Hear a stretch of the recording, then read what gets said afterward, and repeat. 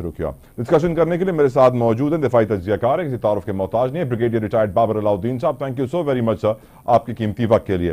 Brigadier Babar, पहले मैं आपसे सदर मुमलिकत साहब ने जो आज ऑपरेशन शुरू करवाया है उसके ऊपर एक सवाल करना चाहता हूं। यकीनन ये ऑपरेशन पहले भी हुए हैं, अब भी शुरू किया जा रहा है, लेकिन अब जब खुद निगरानी आसिफ अली जरदारी साहब कर रहे हैं और कहा गया कि 50,000 भर्तियों की मंजूरी दी गई, जदीद टेक्नोलॉजी से लेस्ड हम अपने असला फराम किया जाएगा अपने जवानों को, और कहा गया कि ओवरऑल कॉर्डन ऑफ करके पंजाब भी, सिंध भी और ये डाकुओं का खात्मा करेंगे। आपकी नजर में हो पाएगा डाकुओं का खात्मा ब्रिगेडियर बाबर?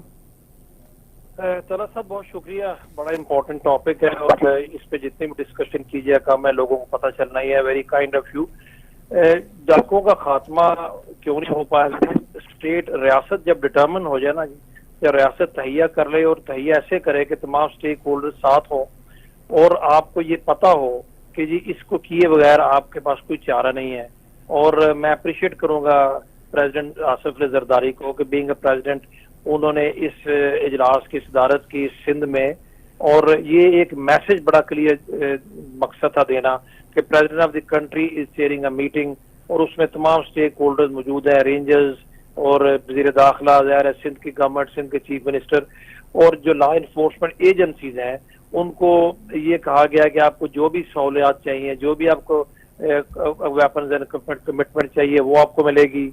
नई भर्तियों की भी इसलिए उन्होंने मंजूरी दी है कि जहाँ कहीं पर कोई मैन पावर की कमी है उसको पूरा किया जाए, क्योंकि डाकुओं का जो इशू है बेसिकली आप मुझसे बेहतर जानते हैं, ये सिर्फ लॉ एंड ऑर्डर का नॉर्मल को रॉबरीज का इशू नहीं है, ये पहले भी था लेकिन अभी इसकी हैयत चेंज हो चुकी हुई है।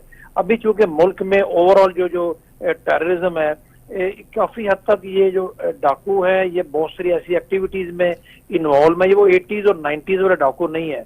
और रेट ऑफ द गवर्नमेंट बहुत इससे वीक होती है, सिंध की गवर्नमेंट में क्रिटिसिज्म होता है, तो president leading from the front Sindh government को बड़ा वाज़ेह पैगाम है। बिकॉज जो परसों इजलास था जो प्राइम मिनिस्टर ने चेयर किया, उसमें यही कहा गया था कि मुल्क के तमाम हिस्सों में जहां जहां ये एलिमेंट्स मौजूद हैं वहां पर रियासत और law enforcement agencies will go after them और इनकी सरकोबी की जाएगी। मुल्क का कोई हिस्सा भी अभी सॉफ्ट एरिया नहीं रहना चाहिए जहां पर इनको पनाह मिल सके, जहां पर इनके लिए कोई सेफ हेवन्स हो, ताकि फिर लोग ये क्रिटिसाइज ना करें कि जी एक इलाके में तो आप करते हैं और दूसरे इलाके में उस तरीके से आप नहीं करते। गवर्नमेंट्स की कोऑर्डिनेशन होनी चाहिए, पंजाब और सिंध गवर्नमेंट की डेफिनेटली होगी, और जो कि दो बड़े कोalition पार्टनर्स हैं गवर्नमेंट ने, PMLN और पीपल्स पार्टी, इनका आपस में डिसीजन है, MQM ऑन बोर्ड है सिंध के शहरी इलाकों से।